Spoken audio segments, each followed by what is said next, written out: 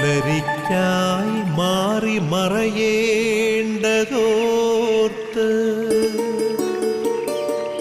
ചന്ദ്രനക്ഷത്രാദികൾ വിതുമ്പുമ്പോൾ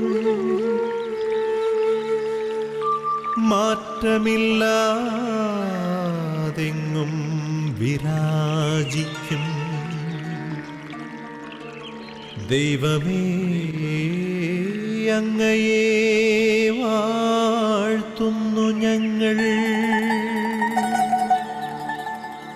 ഉദിച്ചെങ്ങും പ്രഭതൂകും പാരിലെ സൂര്യരശ്മിയേക്കാൾ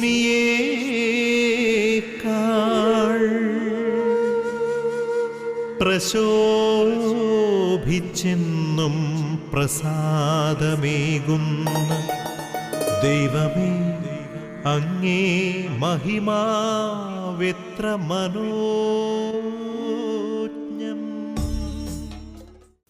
goodness T V പ്രേക്ഷകർക്ക് ഈ പ്രഭാത വിരുന്ന് പ്രാർത്ഥനാ ശുശ്രൂഷയിലേക്ക് ഹൃദ്യമായ സ്വാഗതം.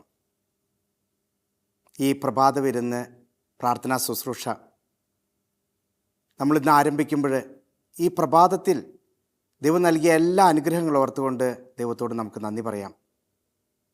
കഴിഞ്ഞ രാത്രിയിൽ ദൈവം നമ്മെ കാത്തു പരിപാലിച്ചതിനെ ഓർത്തുകൊണ്ട് ദൈവത്തോട് നമുക്ക് നന്ദി പറയാം. ഇന്ന് ഈ പ്രഭാതത്തിലായിരിക്കുമ്പോൾ നമുക്കൊന്ന് കാതുകളെ ഒന്ന് കേൾക്കുവാനായിട്ട് പരിശ്രമിക്കാം. ചുറ്റുപാടുമുള്ള സ്വരം, ഈ സർവ്വചരാചരങ്ങളും ദൈവത്തെ സ്തുതിക്കുന്ന ഒരു കീർത്തനങ്ങളായിട്ട് നമുക്കതിനെ ഒന്ന് കാണുവാനായിട്ട് പരിശ്രമിക്കാം. എല്ലാ പക്ഷികളും, എല്ലാ മൃഗങ്ങളും, എല്ലാ സസ്യങ്ങളും ദൈവത്തെ സ്തുതിക്കുന്ന ഒരു നല്ല മുഹൂർത്തമാണ് ഈ പ്രഭാതത്തിൽ. നമ്മളും ദൈവത്തോട് നന്ദി പറയുവാനായിട്ട് കടപ്പെട്ടിരിക്കുന്നവരാണ്. അതുകൊണ്ട് തന്നെ ഈ പ്രഭാതത്തിൽ നമുക്ക് ദൈവത്തെ സ്തുതിച്ചുകൊണ്ട്, ദൈവത്തിൻ്റെ സന്നിധിയിലേക്ക് നമ്മെ തന്നെ സമർപ്പിച്ചുകൊണ്ട്, നമ്മുടെ ആഗ്രഹങ്ങളെ അഭിലാഷങ്ങളെ സമർപ്പിച്ചുകൊണ്ട് ഈ പ്രഭാതം നമുക്കൊരു പുതിയ അനുഗ്രഹമായി മാറുവാനായിട്ട്, ഒരു കൃപയുള്ള ഒരു ദിവസമായി മാറ്റുവാനായിട്ട് നമുക്ക് പരിശ്രമിക്കാം. നമ്മുടെ ഈ പ്രഭാത വിരുന്നിൻ്റെ മധ്യസ്ഥയായ പരിശുദ്ധ അമ്മയുടെ സന്നിധിയിലേക്ക് നമ്മെ തന്നെ നമുക്കൊന്ന് സമർപ്പിക്കാം. അമ്മ എന്നും നമ്മോട് കൂടെയുണ്ട്. എന്നും എല്ലാ കുറവുകളെ നീക്കുവാനായിട്ട് അമ്മ നമുക്ക് വേണ്ടി മധ്യസ്ഥം വഹിക്കുന്നു എന്ന വിശ്വാസത്തോടെ, പ്രതീക്ഷയോടെ നമുക്ക് ഈ പ്രഭാതത്തിൽ പരിശുദ്ധ അമ്മയുടെ വിമല ഹൃദയത്തിലേക്ക് ഈ ശുശ്രൂഷയെയും ഈ ശുശ്രൂഷയിൽ പങ്കെടുക്കുന്ന ഓരോ വ്യക്തികളെയും സമർപ്പിച്ച് നമുക്ക് പ്രാർത്ഥിക്കാം. നന്മ നിറഞ്ഞ മറിയമേ സ്വസ്തി, കർത്താവ് അങ്ങയുടെ കൂടെ, സ്ത്രീകളിൽ അങ്ങ് അനുഗ്രഹിക്കപ്പെട്ടവളാകുന്നു. അങ്ങയുടെ ഉദരത്തിൻ ഫലമായി ഈശോ അനുഗ്രഹിക്കപ്പെട്ടവനാകുന്നു. പരിശുദ്ധ മറിയമേ തമ്പുരാൻ്റെ അമ്മേ, പാപികളായ ഞങ്ങൾക്ക് വേണ്ടി എപ്പോഴും ഞങ്ങളുടെ മരണസമയത്തും തമ്പുരാനോട് അപേക്ഷിച്ചു കൊള്ളണമേ. ആമേ. ഇന്ന് നമുക്ക് പ്രത്യേകമായിട്ട് യുവതിയുവാക്കളെ സമർപ്പിച്ച് നമുക്ക് പ്രാർത്ഥിക്കാം. ലക്ഷ്യബോധമില്ലാതെ ഒത്തിരിയേറെ വ്യക്തികൾ തൻ്റെ ജഡിക സുഖങ്ങൾക്ക് വേണ്ടി, സ്വാർത്ഥ താല്പര്യങ്ങൾക്ക് വേണ്ടി നെട്ടോട്ടം ഓടുന്ന വ്യക്തികളുണ്ട്. അവരെല്ലാം ഒന്ന് ഓർക്കാം. നമ്മുടെ ചുറ്റുപാടുമുള്ള, നമ്മൾ അറിയുന്ന അവരെല്ലാം ഒന്ന് ഓർത്തുകൊണ്ട് അവരെ ഒന്ന് സമർപ്പിച്ച്, ആ നിയോഗമായിരിക്കട്ടെ ഇന്നത്തെ നമ്മുടെ വലിയൊരു പ്രാർത്ഥനയായിട്ട് നമ്മൾ മാറ്റേണ്ടത്. അതിനായിട്ട് നമുക്ക് അവരെല്ലാം ഒന്ന് സമർപ്പിക്കാം. ദൈവം അവരിലേക്ക് കൃപ ചൊരിയട്ടെ എന്ന് നമുക്ക് ആത്മാർത്ഥമായിട്ട് പ്രാർത്ഥിക്കുകയും ചെയ്യാം. തൂമഞ്ഞിൽ വിടരും പുഷ്പസുഗന്ധമെത്രയോ ഹൃദ്യം, പരിമളത്തിനുറവയാം നറുസൗരഭ്യമാകട്ടെ ഞങ്ങളുമീ മണ്ണിൽ.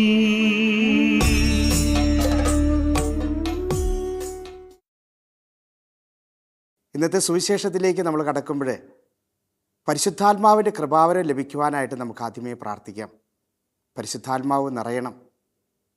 ആത്മാവാണ് നമ്മെ നയിക്കുന്നത്.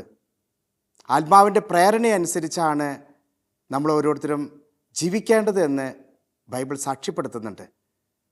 ദൈവത്തിൻ്റെ ആത്മാവ്, പരിശുദ്ധാത്മാവ് നമ്മളിൽ വന്നു നിറയുമ്പോൾ നമ്മൾ ഓരോരുത്തരും അഭിഷേകമുള്ളവരായിത്തീരുന്നു, കൃപയുള്ളവരായിത്തീരുന്നു, വചനത്തിന് കാതോർക്കുന്ന വ്യക്തികളായിട്ട് നമ്മൾ മാറുകയാണ് ചെയ്യുക. നമുക്ക് നമ്മെ തന്നെ പരിശുദ്ധാത്മാവിൻ്റെ കൃപാവരത്തിനായിട്ട് നമ്മൾ സമർപ്പിക്കാം. പരിശുദ്ധാത്മാവ് നമ്മിൽ വന്ന് നിറയട്ടെ എന്ന് ദാഹത്തോടെ പ്രാർത്ഥിച്ചുകൊണ്ട് നമുക്ക് ഈ ദൈവവചനം ശ്രവിക്കുവാനായിട്ട് പരിശ്രമിക്കാം. സങ്കീർത്തന പുസ്തകത്തിലെ 119 അധ്യായം 11 തിരുവചനം ഇങ്ങനെ നമ്മളോട് പറയുന്നുണ്ട്: അങ്ങേക്കെതിരായി പാപം ചെയ്യാതിരിക്കേണ്ടതിന് അങ്ങയുടെ വചനം ഞാൻ ഹൃദയത്തിൽ സൂക്ഷിച്ചു. അങ്ങേക്കെതിരായി പാപം ചെയ്യാതിരിക്കേണ്ടതിന് അങ്ങയുടെ വചനം ഞാൻ ഹൃദയത്തിൽ സൂക്ഷിച്ചു. നോമ്പുകാലത്ത് പലപ്പോഴും വചനങ്ങളൊക്കെ നമ്മൾ പങ്കുവെച്ച വ്യക്തികളാണ്. അങ്ങനെ പങ്കുവെച്ച് പോകുന്ന സമയത്ത് ഞാൻ പലപ്പോഴും വ്യക്തികളോട് പറയാറുണ്ടായിരുന്നു, അതായത് വചനം പഠിക്കണം, വചനം പങ്കുവെക്കണം, വചനത്തിലൂടെ നമ്മൾ വളരണമെന്ന്. അങ്ങനെ കുറേ വ്യക്തികൾ നോമ്പ് കാലഘട്ടത്തിൽ വചനം പങ്കുവെക്കുവാനായിട്ട് പരിശ്രമിച്ചു. 50 ദിവസമല്ലേ വചനം പങ്കുവെക്കേണ്ടത് എന്ന് ഓർത്തുകൊണ്ട് അവർ വചനം പങ്കുവെക്കാനായിട്ട് തയ്യാറായി. വചനമൊക്കെ പങ്കുവെച്ച് കഴിഞ്ഞപ്പോൾ അവർ ചോദിക്കുന്ന ഒരു ചോദ്യമുണ്ട്: ഇതിൻ്റെ ഇഫക്റ്റ് എന്താണ്? വചനം പങ്കുവെക്കുന്നത് വഴിയായിട്ട് നമുക്കെന്ത് ലഭിക്കുന്നു? അത് മറ്റുള്ളവരിൽ എന്തെങ്കിലും ഇഫക്റ്റ് ഉണ്ടാകുന്നുണ്ടോ എന്നൊക്കെ ചിന്തിക്കുകയും ചോദിക്കുകയും ചെയ്യുന്ന വ്യക്തികളായിരുന്നു ആ കാലഘട്ടത്തിൽ. പ്രിയപ്പെട്ടവരെ, ഒത്തിരിയേറെ വ്യക്തികൾ വചനം പങ്കുവെക്കാനായിട്ട് തയ്യാറാണ്. വചനം നമ്മിൽ അന്വർത്ഥമാക്കുവാനായിട്ട് പരിശ്രമിക്കുന്നുണ്ടോ എന്ന് പോലും നമ്മൾ ചിന്തിക്കേണ്ട ഒരു കാലഘട്ടമാണ്. നോമ്പ് കഴിഞ്ഞു. ഇനി നമ്മൾ ഉയർപ്പിൻ്റെ ഉത്തിതനായ യേശുവിനോടൊപ്പം ജീവിക്കുന്ന ഒരു കാലഘട്ടത്തിലാണ് നമ്മളായിരിക്കുന്നത്. ജീവിക്കുന്ന ദൈവത്തെയാണ് നമ്മൾ ആരാധിക്കുന്നത്. ജീവിക്കുന്ന ദൈവത്തിന്, മരിച്ച ദൈവത്തെയല്ല, ഉത്തിതനായ ദൈവത്തെ, ജീവനുള്ള ദൈവത്തെ നമ്മൾ ആരാധിക്കുന്നൊരു നിമിഷവും ആ യേശുവിനെ പോലെ നമ്മൾ ജീവിക്കുവാനായിട്ട് പരിശ്രമിക്കേണ്ട കാലഘട്ടമാണ്. ഈ കാലഘട്ടത്തിൽ ഈ ദൈവത്തിൻ്റെ വചനം എങ്ങനെ നമ്മുടെ ജീവിതത്തിൽ പ്രാവർത്തികമാക്കാം എന്നുള്ളത് നമ്മളൊന്ന് ചിന്തിക്കേണ്ടത് ഈ പ്രഭാതത്തിൽ അത്യന്താപേക്ഷിതമാണ്. നമുക്കറിയാം, ഇന്നത്തെ വചനം നമ്മളിങ്ങനെ കേട്ടു, സങ്കീർത്തനത്തിൻ്റെ പുസ്തകത്തിൽ എഴുതിയിരിക്കുന്ന വചനം കേട്ടു. ദൈവത്തിൻ്റെ വചനങ്ങൾ എൻ്റെ ഹൃദയത്തിൽ സൂക്ഷിച്ചു എന്നാണ് പറയുന്നത്. ഈ വചനം സൂക്ഷിക്കുന്നത് വഴിയായിട്ട് നമ്മളിൽ ഉളവാകുന്ന ഒരു ഘടകം എന്ന് പറയുന്നത് പോസിറ്റീവ് എനർജി നമ്മളിൽ വന്നു നിറയാണ്. പോസിറ്റീവ് എനർജി വന്നു നിറയുന്നു.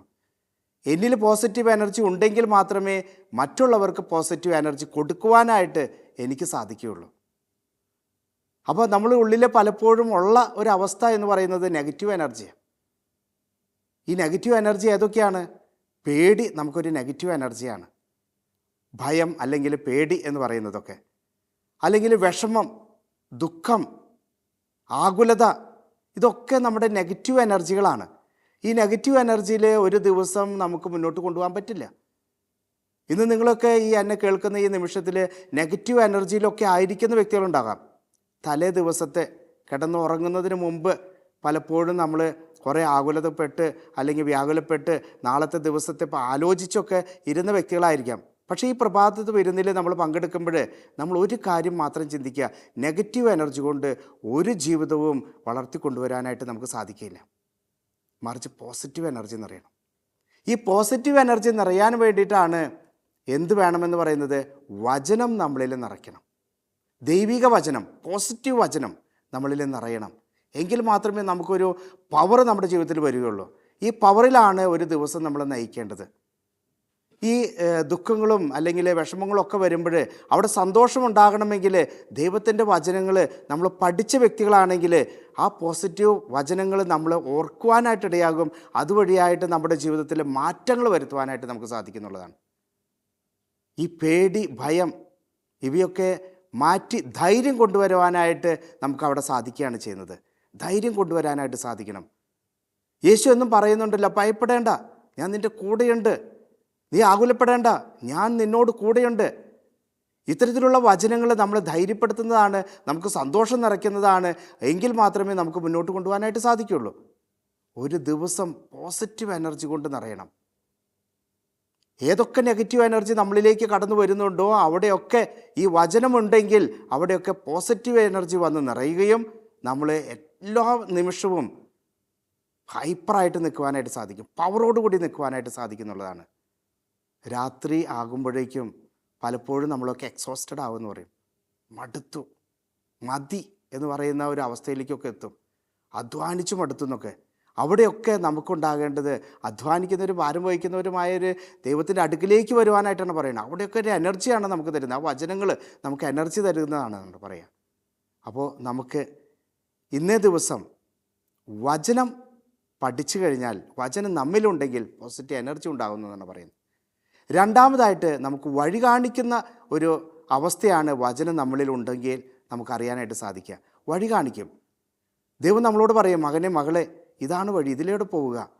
അല്ലെങ്കിൽ വചനത്തിലൂടെ നല്ല കാര്യങ്ങൾ ദൈവം നമ്മൾ പഠിച്ചു വെച്ച വചനമാണെങ്കിൽ ആ വചനം നമുക്ക് ഓർക്കുവാനായിട്ട് തക്ക സമയത്ത് നമ്മൾ ഓർമ്മിപ്പിക്കുക എന്നാണ് പറയുന്നത്. യേശു തൻ്റെ ശിഷ്യന്മാരോട് പറയുന്നുണ്ടല്ലോ, തക്ക സമയത്ത് നീ ഓർത്ത് പഠിച്ചു വെച്ചിരിക്കണമെന്നൊന്നുമില്ല. പരിശുദ്ധാത്മാവ് നിങ്ങളിൽ വന്ന് നിറയും. നീ എന്ത് പറയണമെന്നോ എങ്ങനെ പറയണമെന്നോ അത് ആകുലപ്പെടേണ്ട ആവശ്യമൊന്നുമില്ല. നീ എങ്ങനെ പറയണമെന്നോ ചിന്തിച്ച് ആകുലപ്പെടേണ്ട ആവശ്യമില്ല. തക്ക സമയത്ത് ദൈവം നിൻ്റെ നാവിലൂടെ അത് പ്രവർത്തിച്ചോളൂ എന്നാണ് പറയുന്നത്. തക്ക സമയത്ത് വചനം പഠിച്ചു വെച്ചിട്ടുണ്ടെങ്കിലോ അത് നമ്മളിലൂടെ അത് പ്രാവർത്തികമാക്കുവാനായിട്ട് സാധിക്കുമെന്നുള്ളതാണ്. നമുക്ക് വഴികാട്ടിയാകുവാനായിട്ടുള്ള ഒരവസ്ഥയാണ് ഈ വചനം പഠിച്ചത് വഴിയായിട്ട് നമുക്കുണ്ടാകുന്നത് എന്നുള്ളതാണ്. വചനം പഠിക്കണം. അതുവഴിയായിട്ട് ദൈവം നമുക്ക് നയിക്കുന്ന ഒരു ദീപസ്തംഭമായിട്ട് നമ്മുടെ മുമ്പിൽ ഉണ്ടായിരിക്കും, വചനമുണ്ടായിരിക്കും എന്നുള്ളതാണ്. ഇനി മറ്റൊരു കാര്യമെന്ന് പറയുന്നത്, ദൈവത്തിലേക്ക് അടുക്കുവാനായിട്ടുള്ളൊരു മാർഗമാണ് ഈ വചന പഠനം എന്ന് പറയുന്നത്. നമ്മൾ പലപ്പോഴും ദൈവവചനം പഠിക്കും, പക്ഷെ ദൈവത്തിലേക്ക് അടുക്കുവാനായിട്ട് നമ്മൾ പരിശ്രമിക്കുന്നുണ്ടോ?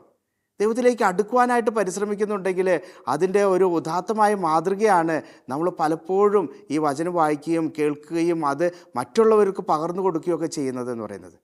ദൈവത്തിലേക്ക് അടുക്കുന്ന ഓരോ വ്യക്തിയും ചെയ്യുന്ന മറ്റൊരു കാര്യമാണ് ദൈവപ്രഘോഷകരായിട്ട് മാറും, വചന പ്രഘോഷകരായിട്ട് മാറും എന്നുള്ളതാണ്. ദൈവത്തിലേക്ക് അടുക്കുന്നത് നമ്മൾ സാധാരണ കേൾക്കുന്ന ഒരു 2 കാര്യങ്ങളുണ്ട്. ദൈവത്തോട് കൂടെ ആയിരിക്കുക, ദൈവത്തിന് വേണ്ടി ഐക്യപ്പെടുക എന്നുള്ളത്. ദൈവത്തിൻ്റെ ഏറ്റവും വലിയ ലക്ഷ്യം അത് തന്നെയാണ്, ദൈവത്തിനോട് കൂടെ ആയിരിക്കുക. ഓരോ മനുഷ്യനും ദൈവത്തിൻ്റെ കൂടെ ആയിരുന്നാൽ മതി. അതിനുശേഷം ചെയ്യുന്ന മറ്റൊരു പ്രവൃത്തിയാണ് അവന് വേണ്ടി ഐക്യപ്പെടുക എന്നുള്ളത്. അപ്പോൾ ദൈവത്തോട് അടുക്കുന്ന വ്യക്തിക്ക് ഉണ്ടാകുന്ന ഒരു മനോഭാവമാണ് ദൈവത്തിൻ്റെ കൂടെ ആയിരിക്കാനായിട്ടുള്ള ഒരു പ്രചോദനം അവനുണ്ടാകുന്നു എന്നുള്ളതാണ്. ഈ ദൈവത്തോട് കൂടെ ആയിരിക്കുമ്പോൾ ദൈവം വചനത്തിലൂടെ നമുക്ക് പകർന്നു തരികയാണ്, ഇതാണ് ശരി, ഇതാണ് തെറ്റ് എന്നുള്ളത് നമുക്ക് പറഞ്ഞു തരും. ഒരു വിവേചന ബുദ്ധി നമുക്കവിടെ ദൈവത്തിലൂടെ നമുക്ക് ലഭിക്കുകയാണ്, വചനത്തിലൂടെ നമുക്ക് ലഭിക്കുകയാണ് ചെയ്യുന്നത്. അപ്പോൾ അങ്ങനെ ഉണ്ടെങ്കിൽ നമുക്ക് ഈ വചനം നമ്മൾ പഠിക്കുമ്പോൾ എന്തുണ്ടാകുന്നു? വചനം പഠിക്കുമ്പോൾ ദൈവത്തിലൂടെ അടുക്കാനായിട്ട് സാധിക്കുന്നു. ദൈവത്തിലേക്ക് അടുക്കുമ്പോൾ നമുക്ക് വിവേചന ബുദ്ധി നമുക്കുണ്ടാകുന്നു. അത് കഴിയുമ്പോൾ നമുക്കുണ്ടാകുന്നത് ഈ പഠിച്ച വചനം, ദൈവത്തോട് ചേർന്നിരുന്ന് പഠിച്ച വചനം, ഒരു ഗുരുശിഷ്യ ബന്ധം അവിടെ ഉണ്ടാകുമ്പോൾ ആ പഠിച്ച വചനം മറ്റുള്ളവർക്ക് പകർന്നു കൊടുക്കാനായിട്ട് സാധിക്കുന്നു. വചനം പകർന്നു കൊടുക്കുമ്പോഴാണ് നമ്മളൊരു ടീച്ചറായി എന്ന് പറയാനായിട്ട് സാധിക്കുള്ളൂ, ഗുരുവായി എന്ന് തീരുവാനായിട്ട് നമുക്ക് സാധിക്കുള്ളൂ. നമ്മൾ ഓരോരുത്തരും പഠിക്കുന്നത് മറ്റുള്ളവരെ പഠിപ്പിക്കാനാണ്. നമ്മൾ ഓരോരുത്തരും പഠിക്കുന്നത് പ്രാവർത്തികമാക്കാനാണ്. അപ്പോൾ നമ്മൾ പഠിച്ച സാധനങ്ങൾ പ്രാവർത്തികമാക്കുവാനായിട്ട് പരിശ്രമിക്കും. പഠിച്ച സാധനങ്ങൾ അങ്ങനെ ബ്രെയിനിനുള്ളിൽ ശേഖരിച്ച് വെക്കാൻ വേണ്ടിയിട്ടല്ല, മറിച്ച് അത് നമ്മുടെ ജീവിതത്തിൽ പ്രാവർത്തികമാക്കുവാനായിട്ടാണ്. നമ്മൾ എങ്ങനെയാണ് വചനം എങ്ങനെയാണ് പ്രാവർത്തികമാക്കാൻ പറ്റുക? അത് മറ്റുള്ളവർക്ക് പറഞ്ഞു കൊടുക്കുന്നതിലൂടെ, അവരെ നേർവഴിയിലൂടെ നയിക്കുവാനായിട്ട് ഈ വചനം അവർക്ക് പറഞ്ഞു കൊടുക്കുന്നതിലൂടെയാണ് അവർക്ക് നമ്മൾ പറയുന്നതിലൂടെ അവിടെ ഒരു പ്രാവർത്തിക പദത്തിലേക്ക് എത്തിച്ചേരുന്നത്. ഇനിയോ നമ്മൾ പലപ്പോഴും നമ്മൾ പറഞ്ഞു കൊടുക്കുന്നു എന്നുള്ളത് ശരി തന്നെയാണ്. പക്ഷെ നമ്മൾ ഓരോരുത്തരും വചനം പഠിച്ചിട്ടുണ്ടെങ്കിൽ, ദൈവത്തോട് കൂടെ ആയിരുന്നിട്ടുണ്ടെങ്കിൽ നമ്മൾ അവിടെ ചെയ്യുന്നത്, നമ്മൾ ഓരോരുത്തരും ദൈവകരുണയിൽ ദൈവത്തോടൊപ്പമായിരുന്നുകൊണ്ട് ദൈവിക മൂല്യങ്ങൾ നമ്മുടെ ജീവിതത്തിൽ പ്രാവർത്തികമാക്കുകയാണ് ചെയ്യുന്നത്. ഈ ദൈവിക മൂല്യങ്ങൾ എന്താണ്? സ്നേഹവും ക്ഷമയും കരുണയും സഹാനുഭൂതിയും അതുപോലെ തന്നെ പരസ്നേഹവും ഒക്കെ കാണിക്കുക എന്നുള്ളതാണ്. ഇത് നമ്മൾ നമ്മുടെ ജീവിതത്തിൽ മറ്റുള്ളവർക്ക് പകരുകയാണ് ചെയ്യുന്നത്. വചനം പങ്കുവയ്ക്കുന്നു, അതോടൊപ്പം തന്നെ നമ്മളിലും വചനം രൂഢമൂലമാകുകയാണെങ്കിൽ നമ്മുടെ സ്വഭാവം വഴിയായിട്ട് അവരിലേക്ക് നമ്മൾ നമ്മുടെ പ്രവൃത്തി കാണിച്ചു കൊടുക്കുകയാണ് ചെയ്യുന്നത്. എൻ്റെ വാക്ക് പലപ്പോഴും മോശമായിട്ടുണ്ടെങ്കിൽ എന്നിലുള്ളത് ദൈവവചനമല്ല, മറിച്ച് എന്നിലുള്ള പൈശാചിക പ്രവൃത്തിയാണ് അത് വരുന്നത്.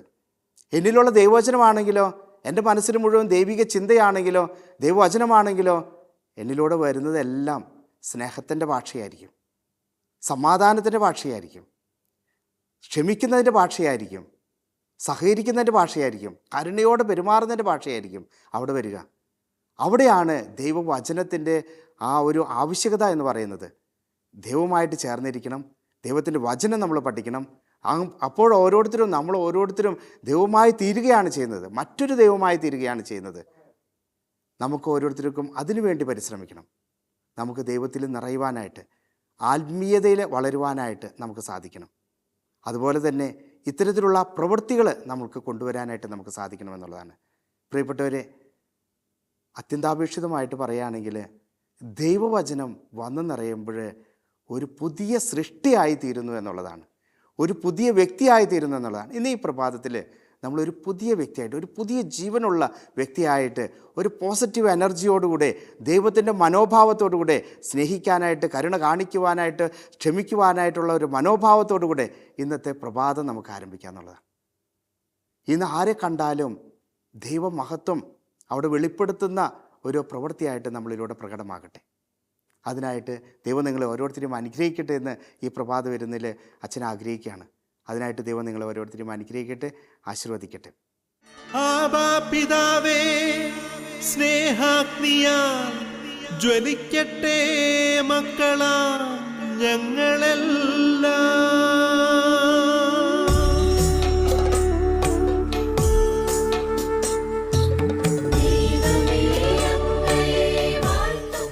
നമുക്കൊരു നിമിഷം കണ്ണുകളടച്ച് പ്രാർത്ഥിക്കാം. നല്ലവനായ ദൈവമേ, ഇന്നേ ദിവസം ഞങ്ങളുടെ എല്ലാ ആഗ്രഹങ്ങളെയും അഭിലാഷങ്ങളെയും ഞങ്ങൾ സമർപ്പിക്കുകയാണ്. പ്രത്യേകിച്ച് ഞങ്ങളുടെ ഈ ശുശ്രൂഷയിൽ പങ്കെടുക്കുന്ന എല്ലാ വ്യക്തികളെയും ഞങ്ങൾ സമർപ്പിച്ച് പ്രാർത്ഥിക്കുന്നു. ഈ പ്രാർത്ഥന അങ്ങ് സ്വീകരിച്ച് ഞങ്ങൾ ഓരോരുത്തരും അനുഗ്രഹിക്കണമെന്ന് ഞങ്ങൾ പ്രാർത്ഥിക്കുന്നു. ഞങ്ങൾ ഇന്നത്തെ ദിവസം ഞങ്ങളുടെ ആഗ്രഹങ്ങൾ മാത്രമല്ല, ഞങ്ങളുടെ ജീവിതം മുഴുവൻ അങ്ങേക്കായിട്ട് സമർപ്പിക്കുകയാണ്. ഒരു പുതിയ എനർജിയോടുകൂടെ, ഒരു പുതിയ ജീവിതം, ഒരു പുതിയ ചൈതന്യത്തോടുകൂടി ജീവിക്കുവാനായിട്ട് ഞങ്ങൾ ഓരോരുത്തരും അനുഗ്രഹിക്കണമേ. പിതാവിനും പുത്രനും പരിശുദ്ധാത്മാവുമായ സർവേശ്വര, ഞങ്ങൾ ഓരോരുത്തരെയും അനുഗ്രഹിക്കുവാനായിട്ട് ഞങ്ങളുടെ കൂട്ടായിരിക്കണമേ. ഞങ്ങൾ അങ്ങയുടെ സന്നിധിയിലേക്ക് ഞങ്ങളുടെ ആഗ്രഹങ്ങളെ, അഭിലാഷങ്ങളെ സമർപ്പിക്കുകയാണ്. യേശുവേ, ഞങ്ങളെ ഓരോരുത്തരെയും തൊട്ട് അനുഗ്രഹിച്ച് ഒരു പുതിയ ചൈതന്യത്തിലേക്ക് ഞങ്ങൾ കൊണ്ടുവരാനായിട്ട് അനുഗ്രഹിക്കണമേ. പരിശുദ്ധ അമ്മയുടെ വിമല ഹൃദയത്തിലേക്ക്, വിശുദ്ധ ഔസേപ്പ് പിതാവിൻ്റെ ആ വലിയ മാധ്യസ്ഥ ശക്തിയിലേക്ക് ഞങ്ങളെ തന്നെ സമർപ്പിക്കുന്നു. സകല മാലാഖമാരുടെയും സകല വിശുദ്ധരുടെയും സന്നിധിയിലേക്ക്, മാധ്യസ്ഥ ശക്തിയിലേക്ക് ഞങ്ങളുടെ ജീവിതത്തെ ഞങ്ങൾ സമർപ്പിക്കുകയാണ്. ഞങ്ങളെ അനുഗ്രഹിക്കുവാനായിട്ട്, ഞങ്ങളോട് കൂട്ടായിരിക്കുവാനായിട്ട്, സ്വർഗീയ വൃന്ദം ഞങ്ങളോട് കൂട്ടായിരിക്കുവാനായിട്ട് അനുഗ്രഹിക്കണമെന്ന് പ്രാർത്ഥിക്കുന്നു. ഈ നിമിഷം ഞങ്ങളുടെ ഇടവക മധ്യസ്ഥനെ ഞങ്ങൾ ഓർക്കുന്നു. ഇടവക ജനത്തെ മുഴുവൻ ഓർക്കുന്നു. ഞങ്ങളുടെ വികാരിച്ചിനു വേണ്ടി ഞങ്ങൾ പ്രാർത്ഥിക്കുന്നു. ഇടവക ജനത്തെ മുഴുവനും ചേർത്ത് വെച്ച് ഞങ്ങൾ പ്രാർത്ഥിക്കുകയാണ്. ദൈവമേ, അനുഗ്രഹിക്കണമേ, ആശീർവദിക്കണമേ. പ്രത്യേകിച്ച് ഞങ്ങളുടെ പേരിന് കാരണബോധനായ മധ്യസ്ഥനെ ഞങ്ങൾ ഓർക്കുന്നു. അതുപോലെ തന്നെ ഞങ്ങളുടെ കാവൽമാലാകെ ഈ നിമിഷം ഞങ്ങൾ ഓർക്കുകയാണ്. കാവൽമാലാകെ ഞങ്ങളെ അനുഗ്രഹിക്കുവാനായിട്ട്, ഞങ്ങളുടെ മധ്യസ്ഥനായ ഞങ്ങളുടെ വിശുദ്ധരെ ഞങ്ങളെ അനുഗ്രഹിക്കുവാനായിട്ട് ഞങ്ങളുടെ കൂട്ടായിരിക്കണമെന്ന് ഞങ്ങൾ പ്രാർത്ഥിക്കുകയാണ്. എല്ലാ അവസ്ഥകളെയും, ഞങ്ങളുടെ മനസ്സിൻ്റെ, ശരീരത്തിൻ്റെ എല്ലാ അവസ്ഥകളെയും ഒരിക്കൽ കൂടി സമർപ്പിക്കുകയാണ്. യേശു അനുഗ്രഹിക്കണമേ. ഇന്ന് ഈ പ്രഭാതത്തിൽ പ്രത്യേകമായിട്ട് നമ്മുടെ ജീവിതത്തിലേക്ക് നമ്മളോട് ഓരോരുത്തരോടും പറഞ്ഞിരിക്കുന്ന എല്ലാ പ്രാർത്ഥനകളെയും ദൈവസന്നിധിയിലേക്ക് നമുക്കൊന്ന് സമർപ്പിക്കാം.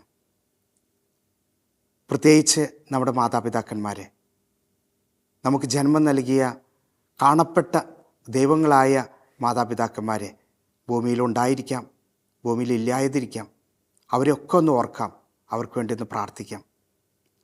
നമ്മുടെ സഹോദര സഹോദരന്മാരെ, ബന്ധുമിത്രാദികളെ, പ്രാർത്ഥനാ സഹായം ചോദിച്ചിട്ടുള്ള എല്ലാ വ്യക്തികളെയും തമ്പുരാൻ്റെ മുമ്പിലേക്ക് ഒന്ന് നമുക്ക് സമർപ്പിക്കാം.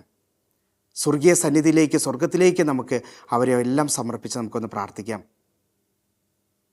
അവർക്കൊക്കെ ആവശ്യമായിട്ടുള്ളത് നമ്മുടെ പ്രാർത്ഥനയാണ്, നമ്മുടെ സപ്പോർട്ടാണ്. നമുക്ക് അവരെ ഒന്ന് സമർപ്പിച്ച് നമുക്കൊന്ന് പ്രാർത്ഥിക്കാം. പ്രത്യേകിച്ച് നമ്മുടെ ചുറ്റുപാടുമുള്ള വ്യക്തികളിലേക്കൊന്ന് നമുക്ക് നോക്കാം. അവിടെ കാണുന്ന ഒരവസ്ഥകളെയും നമ്മുടെ മനസ്സിലേക്ക് കൊണ്ടുവരാം. നമ്മുടെ ചുറ്റുപാടുമുള്ള അയൽവാസി ബന്ധങ്ങളെ നമുക്കൊന്ന് സമർപ്പിക്കാം. നമ്മുടെ സുഹൃത്തുക്കളായിട്ടുള്ളവരെ എല്ലാവരെയും നമുക്കൊന്ന് സമർപ്പിക്കാം. പുതിയതായിട്ട് വിവാഹം എന്ന കുദാശയിലൂടെ ദാമ്പത്യ ധർമ്മം നിർവഹിക്കുന്ന ഓരോ വ്യക്തികളെയും തമ്പുരാൻ്റെ മുമ്പിലേക്ക് നമുക്ക് സമർപ്പിക്കാം.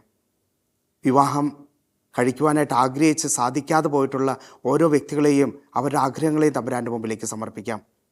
വിവാഹത്തിന് ശേഷം മക്കളില്ലാതെ ഇരിക്കുന്ന ഓരോ വ്യക്തികളെയും തമ്പുരാൻ്റെ മുമ്പിലേക്ക് സമർപ്പിക്കാം. പലപ്പോഴും വൈകല്യങ്ങളിലൂടെ ജനിച്ച മക്കളുണ്ടാകാം. അവരെയും നമുക്കൊന്ന് സമർപ്പിച്ച് പ്രാർത്ഥിക്കാം.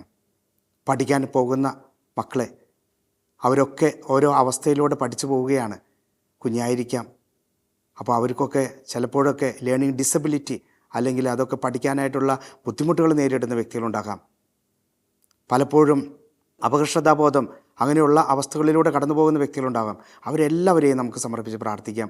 രോഗാവസ്ഥയിലായിരിക്കുന്ന എല്ലാ കുഞ്ഞു മക്കളെയും പ്രത്യേകമായി സമർപ്പിച്ച് പ്രാർത്ഥിക്കാം. ഇപ്പോൾ ഹോസ്പിറ്റലിലായിരിക്കുന്ന എല്ലാ വ്യക്തികളെയും നമുക്ക് സമർപ്പിച്ച് പ്രാർത്ഥിക്കാം. പലവിധ രോഗങ്ങളിലൂടെ കടന്നു പോകുന്ന വ്യക്തികളുണ്ട്. ക്യാൻസർ, കിഡ്നി, മറ്റ് മാരക രോഗങ്ങളിലൂടെയൊക്കെ കടന്നു പോകുന്ന വ്യക്തികളുണ്ട്. അവരെല്ലാം നമുക്കൊന്ന് സമർപ്പിച്ച് തമ്പുരാൻ്റെ മുമ്പിലേക്ക് സമർപ്പിച്ച് നമുക്കൊന്ന് പ്രാർത്ഥിക്കാം. അവരെല്ലാവരെയും ദൈവം തൊടട്ടെ എന്ന് നമുക്ക് പ്രാർത്ഥിക്കാം. ദൈവത്തിൻ്റെ വലിയ കൃപാവരം അവരിൽ നിറയട്ടെ. ഈസ്റ്ററിൻ്റെ ചൈതന്യത്തിലെ ഉത്തിതനായ ദൈവത്തിൻ്റെ വലിയ ചൈതന്യം, ആ ശോഭയേറിയ ചൈതന്യം അവരിൽ എല്ലാവരിലേക്കും ഒഴുകട്ടെ എന്ന് നമുക്ക് പ്രാർത്ഥിക്കാം. അനുഗ്രഹങ്ങൾ, അഭിഷേകങ്ങൾ ഉണ്ടാകട്ടെ എന്ന് നമുക്ക് പ്രാർത്ഥിക്കാം. ജോലി കിട്ടാതെ അലയുന്ന യുവതി-യുവാക്കന്മാരെ സമർപ്പിച്ച് പ്രാർത്ഥിക്കാം. അതുപോലെ വാർദ്ധക്യത്തിലായിരിക്കുന്ന അപ്പച്ചന്മാരും അപ്പച്ചിമാരും ഒക്കെ ഉണ്ടാകാം, നമ്മുടെ ചുറ്റുപാടും ഉണ്ടാകാം. അവരെയും ഒന്ന് സമർപ്പിച്ച് പ്രാർത്ഥിക്കാം. നമ്മുടെ മനസ്സിലേക്ക് കടന്നു വരുന്ന എല്ലാ പ്രാർത്ഥനകളും എല്ലാ വ്യക്തികളെയും സമർപ്പിച്ചുകൊണ്ട് നമുക്കൊന്ന് തമ്പുരാൻ്റെ സന്നിധിയിലേക്ക് സമർപ്പിച്ചുകൊണ്ട് നമുക്കൊന്ന് സ്തുതിച്ച് പ്രാർത്ഥിക്കാം. ഹനുവാനായ ദൈവമേ, യേശുവേ, ഹാലേലിയ ഹാലേലിയ ഹാലേലിയ. യേശുവെ സമർപ്പിക്കുന്ന ഈ വ്യക്തികളെല്ലാം ഞങ്ങൾ സമർപ്പിക്കുകയാണ്. യേശുവെ, അങ്ങയുടെ വലിയ ചൈതന്യം കൊണ്ട് നിറയ്ക്കണമെന്ന് ഞങ്ങൾ പ്രാർത്ഥിക്കുന്നു. ഞങ്ങൾ പ്രാർത്ഥിച്ച എല്ലാ പ്രാർത്ഥനകളുടെ മേലും അങ്ങയുടെ വലിയ കൃപാവരം നിറയട്ടെ, അങ്ങയുടെ ശോഭയേറിയ ചൈതന്യം കൊണ്ട് നിറയട്ടെ എന്ന് ഞങ്ങൾ പ്രാർത്ഥിക്കുന്നു. യേശുവെ, ഞങ്ങൾ സമർപ്പിച്ച് പ്രാർത്ഥിക്കുന്നു. യേശുവെ, ഹാലേലിയ ഹാലേലിയ ഹാലേലിയ ഹാലേലിയ. ആരാധന ആരാധന ആരാധന. യേശുവെ, നന്ദി നന്ദി നന്ദി നന്ദി നന്ദി. യേശുവെ സ്വസ്ത്രം. യേശുവെ, ഹാലേലിയ. നമുക്ക് ആ വലിയ കൃപയ്ക്ക് വേണ്ടി നമുക്ക് പ്രാർത്ഥിക്കാം. ദൈവത്തിൻ്റെ അഭിഷേകം ലഭിക്കുന്നതിന് വേണ്ടി പ്രാർത്ഥിക്കാം. പരിശുദ്ധ പാപ്പായോട് ചേർന്ന്, സഭയോട് ചേർന്ന്, സകല മെത്രാന്മാരോടും, സകല കർദിനാൾമാരോടും, മെത്രാപ്പോലിത്തന്മാരോടും, സകല വൈദികരോടും, സന്യസ്തരോടും, അതുപോലെ തന്നെ എല്ലാ വിശ്വാസികളോടും ചേർന്ന് നമുക്ക് ആ ത്രിത്വൈക ദൈവത്തിൻ്റെ അനുഗ്രഹവും ആശീർവാദം പ്രാപിക്കുവാനായിട്ട് നമ്മെ തന്നെ സമർപ്പിച്ച് പ്രാർത്ഥിക്കാം.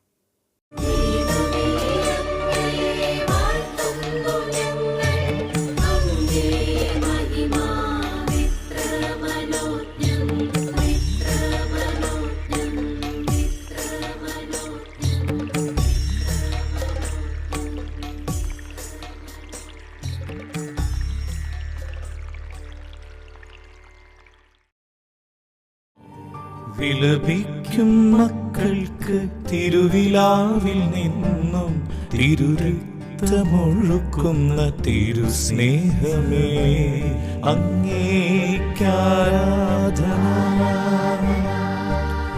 ആയിരം ആരാധന, അങ്ങേക്കാരാധന. ആത്മാവിലാരാധന. നിൻ തിരുരക്തത്താൽ എന്നെ കഴുകണേ സ്നേഹനാഥ. നിൻ തിരുരക്തത്താൽ എന്നെ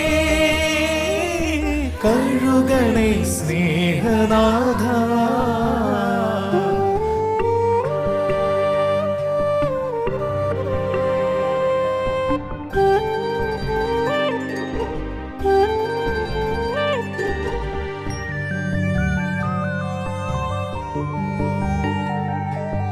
രോഗം മാറ്റും, ശാപം നീക്കും,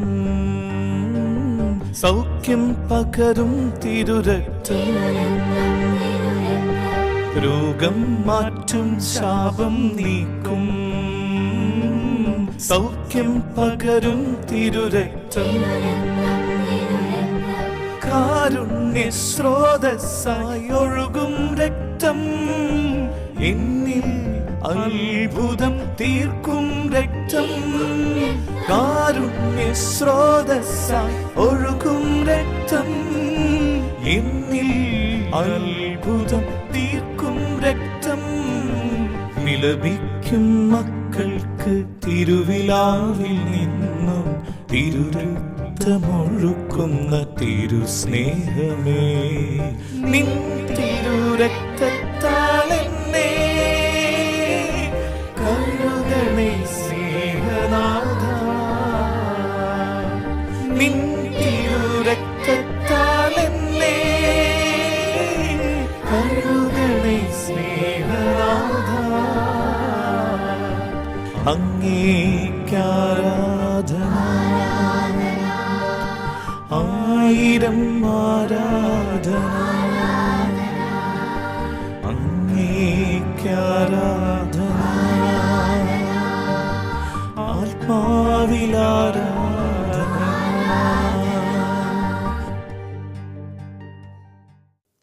നമ്മുടെ കർത്താവ് യേശു മിശിഹായുടെ കൃപയും പിതാവായ ദൈവത്തിൻ്റെ സ്നേഹവും പരിശുദ്ധാത്മാവിൻ്റെ സഹവാസവും നാം എല്ലാവരോടും കൂടെ ഉണ്ടായിരിക്കട്ടെ, ഇപ്പോഴും എപ്പോഴും എന്നേക്കും.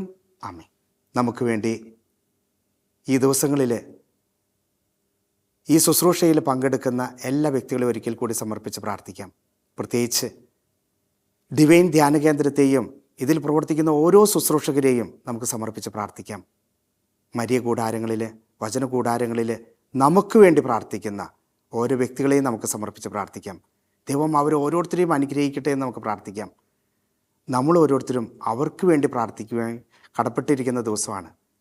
നമുക്ക് അവർക്ക് വേണ്ടിയിട്ട് ഒരു കൊന്തയെങ്കിലും ഒരു ജപമാലയെങ്കിലും ഇന്ന് ചൊല്ലി പ്രാർത്ഥിക്കുവാനായിട്ട് ഒരു തീരുമാനമെടുക്കാം. നമ്മളും പരസ്പരം പ്രാർത്ഥിക്കുമ്പോൾ ഒരുമയോട് യോജിച്ച് പ്രാർത്ഥിക്കുന്ന ഏത് കാര്യവും സ്വർഗസ്ഥനായ പിതാവ് നിറവേറ്റി തരുമെന്നാണ് പറയുന്നത്. നമ്മൾ അവർക്ക് വേണ്ടി പ്രാർത്ഥിക്കുകയും അവർ നമുക്ക് വേണ്ടി പ്രാർത്ഥിക്കുകയും ചെയ്യുമ്പോൾ അവിടെ സ്വർഗീയ പിതാവ് അനുഗ്രഹിക്കുന്നതായിട്ട് നമുക്ക് മാറ്റാനായിട്ട് സാധിക്കും. നമുക്ക് അവരെല്ലാം സമർപ്പിച്ചുകൊണ്ട് നമുക്ക് ദൈവസന്നിധിയിലേക്ക് നമ്മെ തന്നെ സമർപ്പിച്ച് ഒരിക്കൽ കൂടി ഈ പ്രഭാതം നമുക്കൊരു സുന്ദര പ്രഭാതമായി മാറട്ടെ, ഒരു ദിവസം ധന്യമാകട്ടെ എന്ന് നമുക്ക് പ്രാർത്ഥിക്കാം. ഒരിക്കൽ കൂടി ഈ ദിവസത്തിൻ്റെ എല്ലാവിധ ആശംസകളും പ്രാർത്ഥനകളും നേരുന്നു. നന്ദി.